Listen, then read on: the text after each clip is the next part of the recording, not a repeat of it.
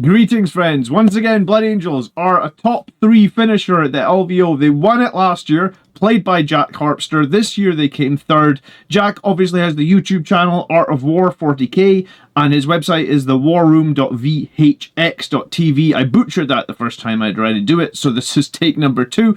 So Jack was playing Angelic Inheritors, which was a Grotmist detachment that most of us wrote off straight away, and he built a list that went 8 wins, 1 loss, which was pretty crazy. Some of his games are available to watch online as well. And Angelic Inheritors. So Jack himself said it is the 3-headed dragon meme. You have to pick 2 of 3 things. At the start of the first battle round, select 2 Angelic Legacy abilities, and they will be active for all units that are Adeptus Astartes character units. So that basically means characters or any unit attached to characters. The 2 you want to pick are Sanguinary Grace, so you're going to shoot and declare a charge on any turn that you fall back, and Carmite Wrath. You're going to reroll all hits of 1 and all wounds of 1. Their Pounded Hour is fine, but honestly you probably don't want to take it. It is the dumbhead dragon that doesn't really know what it's doing. On paper, when I first looked at this, I thought a Pointed Hour seemed pretty strong, but I think the point of the detachment is Blood Angels will fall back and charge you everywhere they want. They'll reroll a crap load of 1s, and that is very good on all of our characters because most of them hit on 2s, so rerolling 1s adds additional reliability. Most of our characters have pretty good melee weapons, so reroll 1s to wound is also pretty good reliability. And the squads that are really going to benefit from this, squads like Sanguinary Guard, are going to be just amazing rerolling their 1s to wound. Most of the time, Sanguinary Guard only wound enemies on 4s. That doesn't really change in Liberator Assault Group. You know, you go into anything that's like T9 and above, you're wounding on 4s. It's going to be exactly the same here. You're going to be wounding on 4s, T9 and above. So this way, you reroll 1s to hit, you're more reliable. You reroll 1s to wound, you're more reliable. So when you actually start mathing these things out, the Blood Angels units attached to characters are really, really good in this detachment. And here's the other thing. In Liberator Assault Group, you gotta make charges. In this detachment, you don't care. If the enemy charges you, you hit just as damn hard. And I think that's one of the great things about the Angelic Inheritors detachment. So one of the things that he started with in his list was this lieutenant with a combi-weapon with reactive move.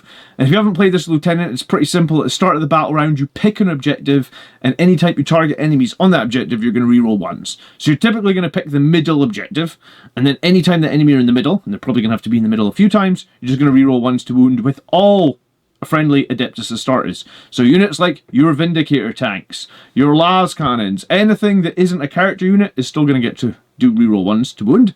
And then this guy also has a reactive move. So the second the enemy end within 9 inches of him, he's just going to make a normal move of 6 inches. He has a knife now. Cool. Well, he had a knife before, but he's got 1 AP on his knife. So he might actually kill something now. I really don't rate his combi weapon at all, but it's there. Now, the interesting thing is that he gave this character Ordained Sacrifice. So basically, the first time the bearer is destroyed, roll a d6. On a 2-up, he's set back up at the end of the phase, as closest to where he was destroyed and not within engagement range, with 3 wounds remaining. So whenever he dies, he comes back with damn near full wounds, 75% of his wounds, most of the time. And the interesting thing about this as well is it's at the end of the phase. So if you play like an enemy army that is, I would say, like restricted to 1 phase of damage output. So for example, Tau, they're only going to damage you in the shooting phase. So if they do kill your character in the shooting phase, he's going to pop up. If you get charged by Tau, I'm guessing you don't care too much. You know, or if it's orcs and they kill you in the fight phase, then they're not going to be able to finish you off. You're going to pop back up, and you're going to be able to be pretty difficult to deal with.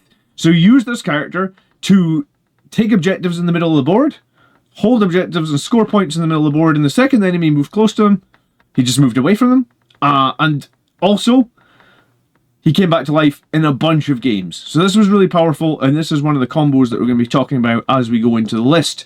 So here is the list. And we're going to break down all the different combos on the source throughout this video. So you're going to learn, basically, hopefully, everything that he was doing. So we get 2 captains, both with hand flamers and relic weapons. And the reason behind hand flamers is just more shots, I guess, than like a plasma pistol. So potentially against like a horde army, you could do a bit more damage.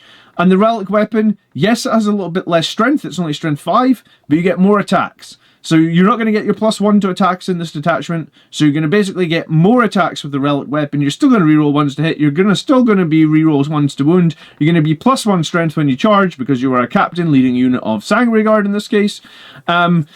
So the relic weapon is probably an interesting option. You're going to use that to basically fish for more attacks. Now, I think Power Fists could be fine here as well. But I don't think Thunder Hammers are really what you want. So relic weapon or Power Fists are fine. I think I worry about questioning Jack because he gets to like 3rd place in LVO and wins it last year. So I guess I'm not really qualified. Probably no one watching the channel is qualified to question him. But personally, I probably just prefer the Power Fist. So anything that I mention is probably going to be my personal opinion. But obviously the relic weapons worked really well in his detachment and how he was using them. And I think we're going to cover all of it. I've made slides for everything. He's got Dante, who is great in this detachment.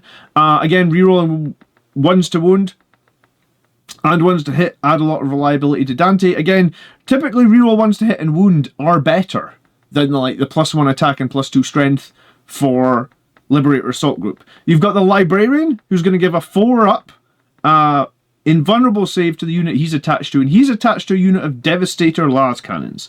The unit that nobody predicted would get top 3 in LVO, that's for sure. Especially in Blood Angels, like what on actual F, right? But Librarian attached to Devastator Lascannons. You have the combi-weapon lieutenant we just talked about in the Sanguinary. And again, the Sanguinary is much better in this attachment because normally he hits on 2s and you miss a bunch of them. Well, now you reroll all of them. And then for his wounding rolls, you reroll all your 1s. And remember, he's got devastatings on 6s. So if you reroll a couple of 1s and a couple of 6s, it's a massive deal. We've got a unit of Intercessors with a grenade launcher and a Power Fist. These guys are going to do sticky objectives. They do get a little bit of bolter fire now, so it's not too bad. We've got 6 Plasma Inceptors, and remember in this detachment we can pick them up and put them down every turn. We have a unit of 3 Plasma Inceptors. Both these guys are doing their 6-inch deep strike. We've got a unit of Infiltrators for screening. We've got those 3 units of Sanguinary Guard we already talked about with Dante and the 2 captains. And then we've got the double Vindicator tank with Hunter Killer missiles and Storm Bolters and all that good stuff. So the advantage of, I guess, having Devastators and Inceptors means that you may not need to commit your Vindicators so hard. And I feel like Vindicator tanks are brilliant. I played one in the tournament I was just at. If you've got 2 of them, you should average about 14 strength, 4... Yeah, I think it's... each one averages 6.5 shots, not blasts. So if you've got 2 of them, your average... If you both hit the same target, you're getting an average of 13 shots at strength 14 AP 3. D6 damage. You can use Oath. You could be shooting onto the objective where you reroll 1s to wound. You can also get sustain hits in this attachment, and you get bonuses if you're shooting blast, but sometimes you have to commit these guys because they only have 24 inches of range, and I think that's where potentially your Devastators and your uppy-downy Inceptors could actually mean like you don't need to commit so hard on the Vindicator tanks. So that is possibly one of the options. And also, with the Vindicators, with the Inceptors, with the Devastator squads, that really lets you weaken a few enemy units before they are charged with arguably smaller squads of Sanguinary Guard. I heard Jack say that Dante, with his 8 attacks, and a Sanguinary Guard squad with 12 attacks in this detachment will let you do 20 hits, rerolling 1s, hitting on 2s, and then a bunch of wounds, probably like wounding on 3s or 4s, rerolling 1s, at AP 3 2 damage. So these guys still will kick out a lot of damage with Dante. They'll kick out slightly less damage with the captain, but potentially more, I suppose it depends, hitting with 1 more strength when they're attached to the captain. Sanguinary Guard are just base strength 6 in this detachment, strength 7 if they're led by the captain.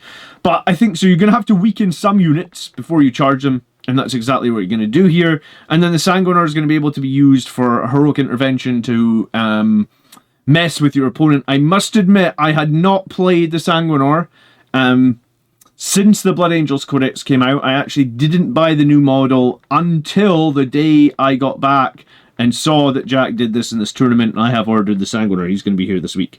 Don't judge me.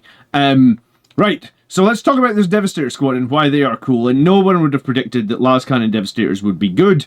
There's 2 ways to play this Devastator squad. One, you really want them to be standing still. If they're standing still, they're hitting on 3s, they're ignoring cover. That's what they get to do. Once per game, they can change a roll to a 6. So the idea behind them is you can pay, if you manage to stand them still and see your target, You're hitting AP3, you're ignoring cover, and then you can pay 1 CP to get sustained hits. And if you get the sustained hits, remember as well, if your librarian's there and he's doing smite, he will get sustained on his smite too. So your Lascannons get sustained 1. You got 4 shots. You're probably going to maybe get 1/6 hitting on 3s, rerolling 1s because you stood still. Then you can flip 1 other dice to a 6. So potentially you can end up with like 6 Lascannons out of this squad. And then when the opponent decides to shoot back at this squad, if they're not within 18 inches, because they're led by the librarian, you can pay 1 CP and basically say, you can't shoot me, because I'm basically able to loan up character units within 18 inches away. This is also a good stratagem for your Inceptors, because you can, make it that if they're Inceptors have 18 inches of range, so arguably you can put them down 18 inches away, shoot something. If the opponents can't get within 18 to return fire, you can stop them being shot. Very, very good, 1 CP. So there's a couple of good, interesting things here. And I played these Devastators one time on my stream and kind of struggled on the map that I was playing. And this was the terrain layout. We were playing terrain layout 4. So Jack actually caught the stream and he said, if we played this map again, the Devastators would have gone over in these 2 locations. So we're trying to find firing lanes, right? So, the Grey Ruin is better. I guess this gives you a large firing range right across the map. But if it's too close, like say you're playing a melee army that's going to be charging out of their deployment zone or something, you go in the Blue Ruin. It controls a long angle running left to bottom, right, as well as shooting to the center. So like, you could basically shoot right across, and you can hit anything in the center. And if the Grey Ruin as well, you could shoot this way. So most of the time, hopefully, you can position your Devastators so they don't need to move. You might need to move them sometimes, and if you do move them sometimes, hitting on 4s, rerolling 1s isn't the greatest. I guess you could use Oath of the Moment, but if you can manage to stand them still, and then remember that you're rerolling 1s to wound, so you're strength 12, rerolling 1s to wound, lots of reliability in there because they're that character unit. So there's a little tip from Jack, if you are going to play Lascannon Devastators. I personally don't think I'm going to play Lascannon Devastators. I tried them, not my favourite, but it's crazy to think that you got to 3rd place in LVO with them. If you are getting a little bit of value out of today's video, please subscribe. Let's move straight on to the next slide. Do you know what? You could like it as well. Like, subscribe, all that good YouTube algorithm stuff. We talked about the Inceptors. So the Inceptors, for 1 CP, at the end of your opponent's fight phase, they can be picked back up. Now, Inceptors are pretty cool in this attachment because, I guess, because you could use your Oath of Moment on the Inceptor's target. So you can reroll all hits, and you can reroll all wounds because their guns are twin-linked. You could pay 1 CP to give them sustained. After they kill something, you can pick them back up. I personally am the biggest fan of plasmas because I always end up killing my old models. Jack did actually say he killed some of his own models as well using the Inceptors. I think it's a bit BS, man, that like if Tempest Scion rolls 6, you lose like a 1 wound Tempest Scion. If Inceptor if it fails a hazardous roll, you lose like a single Tempest Scion that costs like 10 points. If Space Marines fail a hazardous roll, we lose a 40-point model. I think the balance there sucks. But regardless, that's what happens if you fail those hazardous rolls. But if you do like Inceptors, then this is the best attachment for them.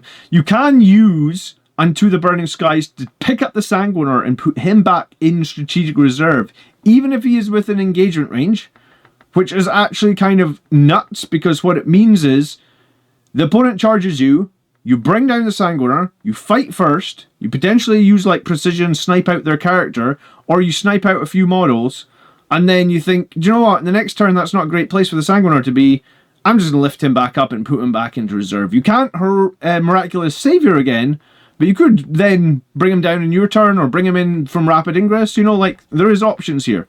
So that's pretty cool. And the other thing that some people were doing is if you start the Inceptors on the board in turn 1 and you go second, at the end of your opponent's turn 1, you could pay 1 CP to put these guys back into reserve, the 1 CP you have, because they went first and it's like turn 1. And then that means in turn 1, these guys can now meteoric descent within 6 inches And obviously, if you're meteoric descenting the Inceptors in turn 1, I feel like it's very unlikely you're going to have very many targets in turn 1. So you could Oath a Moment the target, you could reroll your hits and all your wounds from the Twin Linked and just blow an enemy off the table, right? And that's an option. That's totally an option. So you can deep strike within 6 in turn 1, which normally is something you can't do. Normally you're going to wait to turn 2, right? You have to start them on the board for that. But it's a pretty interesting potential threat.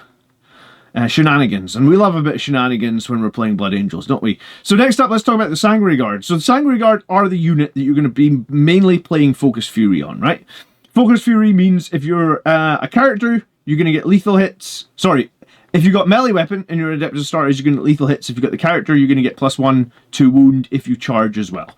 So basically, if the enemy charges you, you can get lethal hits. But if you charge the enemy and you're led by a character, you can get lethal hits and lance.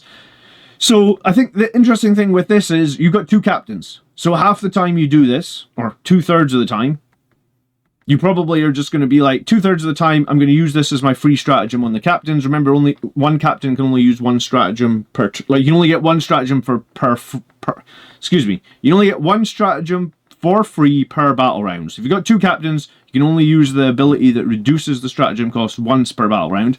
But that doesn't matter, right? Like, you can only use the same stratagem once anyway, so it's likely you're going to be like, I want to play Focus Fury on this unit of Sanguinary Guard that's charging. Remember, if you're led by a captain, you're getting +1 strength as well. So your blades are strength 7. You're going to get lethal hits and lance, potentially for free. You can reroll 1s to hit. You're going to reroll 1s to wound. So you're in pretty good shape. You're really not that worse off than Liberator Assault Group. Yes, you lose 1 attack. But I don't think, and I guess yes, you lose 2 strength, but when you start factoring lethal hits and lance, there's not a huge difference between strength 7, which is what they would be here in this detachment, with the captain, or strength 9. Like, it's not meaningful enough. I mean, I guess there's a break point there where, like, against toughness 7, 8, and 9, it's great, but I don't think toughness 7, 8, and 9 are typically the toughnesses Blood Angels such struggle with, right? We struggle with, like, demons on toughness 12, or something like that, right? Like, Liberator Assault Group, Dante +6 guys will quite often bounce off a toughness 12 enemy, right? Like, that's something that will happen. So rerolling 1s to wound and hit is actually really good. I also think Sanguinary Guard in 3-man squads here is really, really good because they're OC2 because of the banner. You don't need to basically end up battle shocking yourself like you kind of have to do sometimes in Liberator Assault Group. And 3-man is also not a lot to lose because Sanguinary Guard do still die super fast. They are just toughness 4 Marines after all. And when they start dying in that squad of 6, I've lost the whole squad of 6 and Dante in like a single round of combat against like Imperial Guard Bridgehead. Like, they're disgusting. But regardless, if you lose a squad of 3, it feels much less meaningful to lose a squad of 3 than it does to field a squad of 6. And I'd recently changed my Liberator Assault Group list to have a 6 and a 3. But I honestly think probably the best way to play Sanguinary Guard now is 3 times 3. So that's what Jack did. 3 times 3, 2 captains, and Dante. I think that's really strong, and I think I am going to be playing I'm going to be playing Angelic Inheritors, and I am going to be essentially copying that. And this is what I wanted to say about Dante, right? Like, if we went Dante into toughness 6 enemies, right? We all know Dante's profile, strength 8, -3, 2 damage. If we go into toughness 6 enemies, like elite enemies, like that's like Death Guard Terminators or 8-bound, right? On lag, you have 9 attacks. You hit 83% of the time, so you get 7.5 hits. You wound 66% of the time because you're strength 10 versus 6, so you wound 66. So that gives you 5 successful wounds. Dante, 9 attacks, strength 10. 5 successful wounds. In Angelic Inheritors, you have less attacks, but you reroll hits. You have less wounds, but you reroll wounds. So essentially, even though you have 1 less attack, and you have 2 less strength, you actually statistically end up with the opponent needed to take 1 more save. So if that isn't just some proof in the pudding of how strong rerolling hits and wounds is, and I'm sure you guys have seen this, right? Like, you've got your 9 attacks from Dante. You roll them all. Alright, 2 1s. Cool. It's still 7 potential wounds. You roll all those 7, a 1 and a 2. Okay, so now it's 5. That's literally what I just said. That's what happens. You drop 2 on the hits, you drop 2 in the wounds. And in Angelic Inheritors, it's just much more reliable. So essentially, when you break that down, that is a 20% bonus, that 20% more damage Dante is using, and that's versus the damn charge bonus. So when you are charged in Liberator Assault Group, you're missing 1 attack, you're missing 2 strength, whereas Angelic Inheritors just don't care. They're just like, I just do the same amount of damage when I'm charged. It's really, really good. And I think this is emphasized with the Sanguinary as well, right? Like, again, the Sanguinary had 8 attacks. When you miraculous save your in, you don't get the +1 attack, you don't get the +2 strength. So now your 8 attacks, though, your 2s rerolling 1s, and your strength 6. So against these elite infantries, you would be 4s in Liberator Assault Group. Here, your 4s rerolling 1s, and, you know, a single 1 get rerolled into 6 means 2 more dev wounds. So, like, Dante and the Sanguinary are arguably just better on Angelic Inheritors than they are in Liberator Assault Group. And I think when I first looked at this detachment over Christmas time, I did not think that at all. I was naive and dumb. So thanks so much, Jack, for opening my eyes and hopefully quite a lot of you guys' eyes as well. So I think if you haven't played Angelic Inheritors, I think it's time to break out a list and see what you can come up with. Because I think if anything, Jack has proved that you can take pretty much anything here and make it like Lascannon Devastators, top 3 LVO. It's crazy, right? So the Sanguinary becomes much more scary, rerolling hits and wounds of 1, which actually potentially limits your opponent's early game charges, right? Like, your opponent is going to be more scared to make some of those charges in the early game because the Sanguinary can actually hit them back really, really reliably and pretty hard. Like I mentioned, Inceptors can do a deep strike in turn 1. There's shenanigans you can do here, and Inceptors just in general, deep striking with 6. Killing a unit and then picking back up is a pretty valid option. We've got Infiltrators going to prevent enemy doing shenanigans. We want to do shenanigans. We don't want enemies to do shenanigans. We've got Sticky Objectives and a bunch of Bolter Fire from the recently upgraded Intercessors. Intercessors, I still think, personally aren't my favourite unit, but I guess you can make them work. I'm going to try Outriders with a Chaplain to see what that looks like with reroll hits and wounds of 1, now that Outriders have some good damage. Outriders being 80 points, but not many Blood Angels players play them. But yeah, I think Intercessors sticking objectives is pretty useful. 20 shots from the bolt rifles potentially is also pretty useful against chaff. So I think a bit of a multi-purpose unit here. Something as well you can do is you could touch the middle objective, potentially survive, sticky it, and then hold the objective in no man's land with no units on it. I think that's one of the best plays you could potentially do here. The Devastators are a dedicated long-range shooting option, which is difficult to target and prevent potentially saves overcommitting those Vindicator tanks. We talked about that. A few free stratagems each battle round due to the inclusion of captains. I think 2 captains feels pretty good. That's what I was running in Liberator Assault Group at the GT that I was at last week. And I felt like, it just always felt like there was a captain that was wanting to do something, and then that just saved me CP over the game. I think maybe if you get 3 captains, you probably feel like a diminishing return. You're always like, well, I can only do the reduced stratagem with 1 of them. So I think 2 is a pretty good number. 2 captains feels pretty good in a Blood Angels list at the moment. Let's talk some strengths and weaknesses. So he's got tons of high AP shooting in this list, and it's going to soften up all those targets for the Sanguinary Guard to finish off. That's pretty much how this list is going to get the most value, I feel like. You get the 2 lone operatives. One's got 2 lives to mess with opponents. The other one will mess with opponents with heroic interventions and or returning up into the air. He actually didn't return him into the air too many times, but in one of his games, the Sanguinary was crazy. He took like 6 wounds off Gilliman. I think he killed the Redemptor Dreadnought, and I think he killed the Vindicator tank as well. It was like, the Sanguinary basically solo won him the game against Ultramarines. It was crazy. We've got MSU jump units with tons of reliability and breakpoints, right? And just re-rolling all those ones to hit makes those units so much more reliable. Also, the detachment isn't nearly as reliant on making charges as Liberator Assault Group is. Liberator Assault Group is like, if you make the charges, you win the game. If you aren't making the charges at the right times, you are just not doing the damage output. So that is a real weakness in Liberator Assault Group. And then the final strength is obviously this list is played by Jack Harpster, right? Like, he is the, I was going to say, he's the alpha and the omega for Blood Angels. So props to Jack. Thanks so much. If you're watching this, Jack, thanks so much for reaching out and giving me some tips and helping me make this video. I really do appreciate it. What's the weakness though, right? Every list has some weaknesses, and I feel like maybe this list lacks a little bit of trading units, right? Like, normally Blood Angels like to run 3 units of Jump Assault Intercessors. They trade very, very good in Liberator Assault Group. I guess they don't trade nearly as well in this detachment because of the lack of strength. That's why I was willing to try Outriders, because they are strength 5, 2 damage on the charge now. But yeah, it just feels like the lack of trading units is much less, and I think Blood Angels typically trade very well. Death Company units can trade well.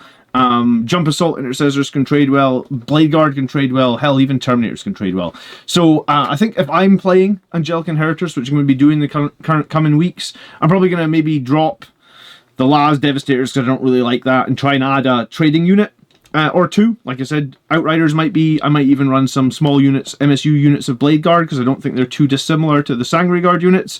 And then the other thing is I actually expected to see a few more characters attached, right? Like, he's got the 2 captains, he's got the librarian, he's got the 2 lone ops, and he's got Dante. So he's actually only got 4 characters attached. When I started building this list and determining it, you potentially can get a little bit more value if you had a couple more attached characters, but I guess there's a fine line there between like playing Hero Hammer and playing the list and playing the missions. So I don't know if this is necessarily weakness, but I'm just trying to point out the things that I see, and if I'm going to build a list, what I'm going to try and do is maybe I'm going to try and attach a few more characters, because I feel like there is more inherent value in that. I think that Blood Angels units with good strength, and I would say that's probably any unit that's got like strength 5 and above. That's why I think Blade Guard and Outriders could be quite meaningful, and hell, even Terminators with Power Fist could be quite meaningful in this detachment, because any of those units, the second you attach a character, then the reliability just goes through the roof, right? Like, you just hit a lot more, you just wound a lot more. Okay, so thoughts on scoring. Like, if we had to score his list out of 50, 10 for each category, right? The Infiltrator is going to skewer the backfield, the Intercessors are going to provide sticky, he's got additional scoring from Lone Operative, I feel like his OBSEC is kind of okay, this is probably like an 8.5 out of 10. For Anti-Horde, the Vindicators are surprisingly good against Horde with the Blast. The Sanguinary Guard tussle very effectively with their -1 to hit and wound in combat, meaning like Horde, lists of hordes of shit don't usually do that much damage when they're -1 to wound and -1 to hit the Sanguinary Guard, and then even then you can just Armor of Contempt as well. The Inceptors can also be very useful against hordes, and the Lascannon Devastators, however, not so much. There was a game where like he was playing a horde list and he just deployed Lascannon Devastators like super far forward. I don't even know what the plan was for them. It was like, they are not useful in this matchup whatsoever. Anti-vehicle monsters. So we've got reliability on the Sanguinary Guard, right? Like I said, in Liberator Assault Group, most of the time you go into vehicles and monsters, you're only wounding on forwards anyway. So this lets you reroll 1s, which just add an extra degree of reliability. You also have reroll 1s to wound on the center objective from the Lieutenant, which is more reliability. You have a lot of high volume AP shooting. You've got the Inceptors with Twin Link. You've got the Sanguinary with those devastating wounds. Anti-monsters vehicles is probably one of the strongest things that this list can actually deal with. Vindicators are very good against monsters and vehicles because they pretty much always wound on like 3s, and then they're pretty much going to be potentially rerolling 1s in this detachment and also getting sustained. The mobility is a 9, right? You've got the Lieutenant who's got the reactive move. You've got 5 jump pack units. That's 3 Sanguinary Guard, 2 units of Inceptors. The Vindicators move 9 inches too. You can reposition those jump units with strats. I think the mobility is very, very high. Specialization, right? There might be a few problems stat check enemies for Jack. But he excels at bringing I think I was supposed to say, Jack excels at bringing a wide array of tools to his lists. He did that last year when he won LVO. He's done that again. I think it's, I don't know, I think it's an even bigger accomplishment this year because I think nobody was running that Angelic Inheritors detachment. In fact, no one even really knew how to play it. I mean, I guess Jack did get a lot of practice on it, but there wasn't a lot of time, right, between that tournament and Christmas when the detachment... I think the Blood Angels detachment was like the 20th of December. So I think this third place is possibly even... maybe it's just as impressive as winning it last year. So, what do I think overall, though, right? I think as a community, Blood Angels, we are very lucky to have a player like Jack showing innovation, high placements at the biggest tournament year on, year out. If you were ever struggling to get wins... you can learn a lot, and hopefully this video breaks down a lot of what he did and hopefully just puts some new ideas in your mind, right? I think before the event, literally no one would have said Blood Angels would finish top 3 with a squad of Lavits and Lascannon Devastators. If you'd said that, you would have been laughed off the face of the earth, I swear to you. If I'd said that on my stream to all 19,000 Blood Angels fans that I have here, I would have been crucified, honestly. And they would have been like, John, don't you know, John, Terminators, John, good for him for sticking up for what he believes and taking it and doing so well. So hats off to you, Jack. Well done. And remember, if you want to see more of Jack, you can over on his YouTube channel, Art of War 40k. And with that said, I did a special last week on the Angelic Inheritors on the Army List show. So if you like watching me break down community submitted lists, or if you want your list broken down on the weekly Army List show, it goes out every Sunday night, 8 PM UK time. We're live for like 90 minutes. We break down community lists. Check out this episode here. And if you like anything else that I'm doing, there's a few links you can support me in the description, and or for like the price of like, what is it, $3 to $4 a month, the price of a coffee, probably cheaper than a coffee now with inflation, based on what Starbucks are charging. For less than a coffee at Starbucks, I need to put that on the slide, right? Less than a coffee at Starbucks. I mean, that's not hard anymore, because honestly, some of those double frat macchiatos are like $8. That's why I drink black coffee. $2, man. You can support me on Patreon. I would really appreciate it. I hope you enjoyed the video. Hope you learned something. Leave me any comments you might have down below. We can talk about Angelic Inheritors. And if there's anything that you specifically want to ask Jack, well, apparently I know him now on Discord, so maybe I can reach out and see if he'll get back to me. Or probably better would be to head over to Art of War 40k and ask over there. But yeah, thanks so much for watching. I hope you enjoyed the video. I will catch you next week on the Tactics show. By the blood are we made strong, my friends. We'll see you soon. Peace.